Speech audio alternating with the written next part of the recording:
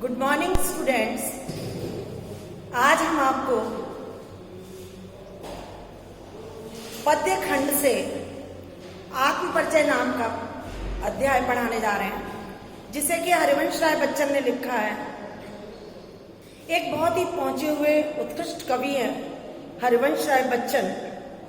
मधुशाला, मधुबाला, बहुत सी उन्होंने काव्य संग्रह लिखे हैं। उन्हीं में से संकलित एक उनका आत्म परिचय है, जिसके बारे में कि मैं आज आपको बताऊंगी।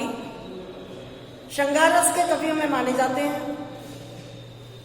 उन्होंने इन पंक्तियों में स्वयं को इस संसार से बिल्कुल अलग रख के माना है। वो कहते हैं, सबसे पहले मैं आपको इन पंक्तियों में आए हुए कठिन शब्दों के बारे में बताना चाहती हूँ। उर माने हृदय, उद्गार माने भावनाएं, अपूर्ण माने अधूरा, उपहार का मतलब इनाम, अग्नि आग, दाह करता हूं मीन्स जलाए रखता हूं, भवसागर मीन्स संसार रूपी समुद्र, मौजू मीन्स नहर। कठिन शब्दों को आपने सुन लिया होगा, सरल अर्थ। अब हम पंक्तियों पर आते हैं। मैं निज उड़ के उद्गार लिए फिरता हूँ, मैं निज उड़ के उपहार लिए फिरता हूँ। इस संसार में कवि अपनी स्थिति से अवगत कराता है। वो कहता है कि मैं अपने हृदय की भावनाओं को सबके समक्ष लेकर फिरता हूँ, और वो भावनाएं मेरे लिए किस समान है, जैसे कि मेरे अपने ही हृदय में मुझे खुशियों के ढेरों इनाम मिले। यहाँ कवि अपने भावनाओं को इनाम के रूप में मानता है, उपहार के रूप में मानता है। वो कहता है कि मैं अपने हृदय की भावनाओं को अपने हृदय के ही उपहार के रूप में प्राप्त करता हूँ। है ये अपूर्ण संसार न मुझको भाता, मैं सपनों का संसार लिए फिरता हूँ। अपूर्ण संसार कवि ने इसलिए कहा है क्योंकि ये संसार अपूर्ण ही तो है। यहाँ पर प्रेम के लिए कोई स्थान नहीं है। आदमी यहाँ प्रेम भी करता है तो स्वार्थवश करता है। कोई किसी से प्रेम अगर करता है तो उसके पीछे उसका कोई ना कोई स्वार्थ होता है। ये चीज कवि को कभी नहीं भाती।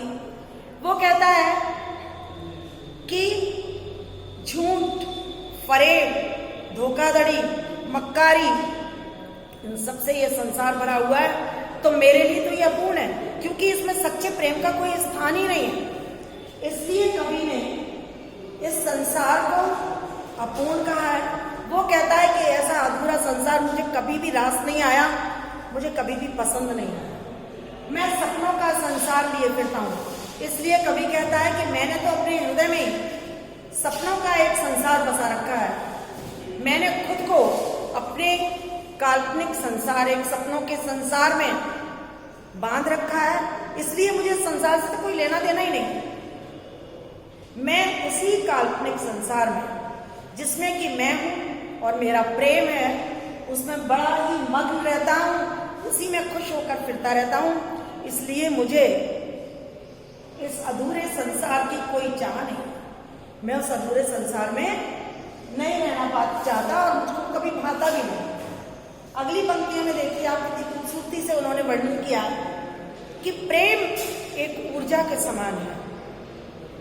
जिस हृदय में प्रेम है वो हृदय जोश से भरा हुआ होगा। अगर हम कोई भी कार्य बिना प्रेम के, बिना खुशी के करते हैं तो वो कार्य हम पूर्ण रूप से नहीं कर सकते। उसको हम अधूरा ही करेंगे, बेमन से करेंगे, सही नहीं होगा। इसलिए कवि कहता है कि मैं तो अपने हृदय में हर समय प्रेम रूपी अग्नि को जलाए रहता हूँ। मेरी ऊर्जा, प्रेम की ऊर्जा कभी नष्ट नहीं होती। मैं हर समय ऊर्जा से भरा रहता हूँ, क्योंकि मेरे हृदय में प्रेम ही प्रेम है। मैं अपने प्रेम की ऊर्जा में खुद को भी चैतन्य रखता हूँ, सुख दुख दोनों में मग्न रहा करता हूँ। इसीलिए मैं सुख आए या दुख आए, दोनों में ही एक समान भाव से रहता हूँ।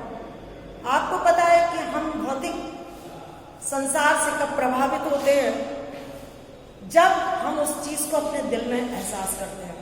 कोई खुशी का मौका आता है, हमें कहीं से धन संपत्ति प्राप्त होती है या सांसारिक सुखों की उपलब्धि होती है, तो आपने देखा कितने प्रसन्न हो जाते हैं, बहुत खुश हो जाते हैं।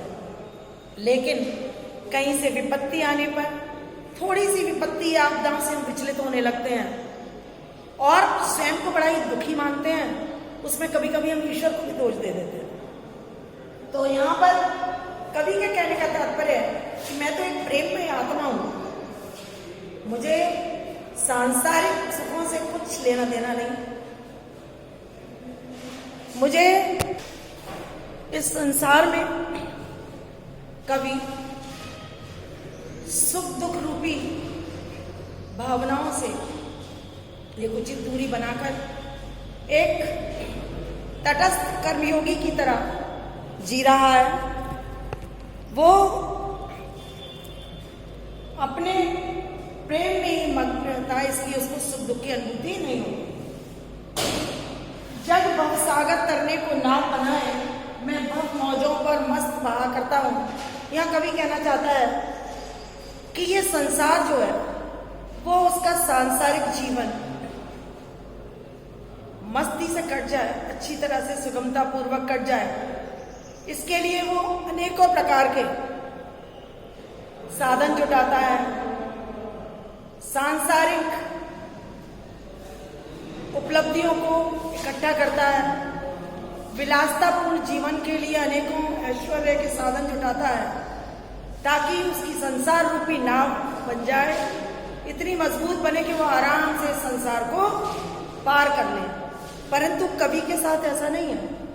कवि अपने प्रेम रूपी नाव के सहारे ही इस विशालतम सागर को पार करना चाहता है।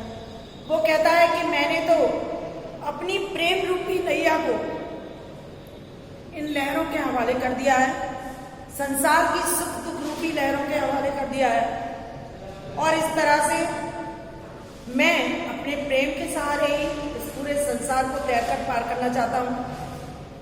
परंतु संसार के और कवि के विचार आपस में मेल नहीं खाते, इसलिए वो एक उचित दूरी बनाए रहता है। उसे ये संसार कभी भी भाता नहीं है। उसने लोगों के समान ऐश्वर्य सुख समृद्धि के साधनों को एकत्रित नहीं किया है, बल्कि उसने अपनी प्रेम को इतना विकसित कर लिया है, इतना गहन कर लिया है कि वो अपनी प्रेम रूपी नौका के सहारे उसने अपने आप को संसार की इन लहरों में छोड़ दिया है। संसार रूपी सागर की लहरें उसको बहाकर कहीं भी ले जाने से उससे कोई लेना देना नहीं है। आपने इन पंक्तियों का भाव सौंदर्य सुन लिया। किसी भी पंक्तियों में जब हम उनको व्यक्त करते हैं तो दो पक्ष होते हैं, एक तो कला पक्ष और एक होता है भाव पक्ष। कला पक्ष में भाव सौंदर्य, शिल्प सौंदर्य दोनों ही दिए जाते हैं। भाव सौंदर्य मीन्स पंक्तियों का अर्थ क्या है, कवि अपनी इन पंक्तियों के माध्यम से क्या कहना चाहता है, और शिल्प सौंदर्य में कवि ने इन पंक्तियों को किस विधा में लिखा है, कौन सी भाषा का प्रयोग किया है, कौन से मुहावरों का प्रयोग किया है, किन किन अलंकारों को उसने प्रयोग में लिया है, किस तरह से अपनी पंक्तियों को सुंदरतम तरीके से पंक्तिबद्ध किया है।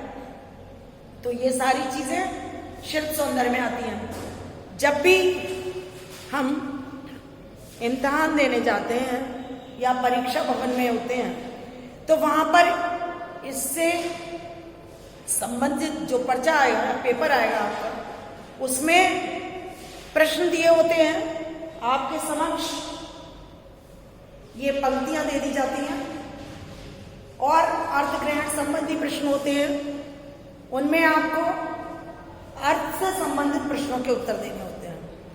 एक होते हैं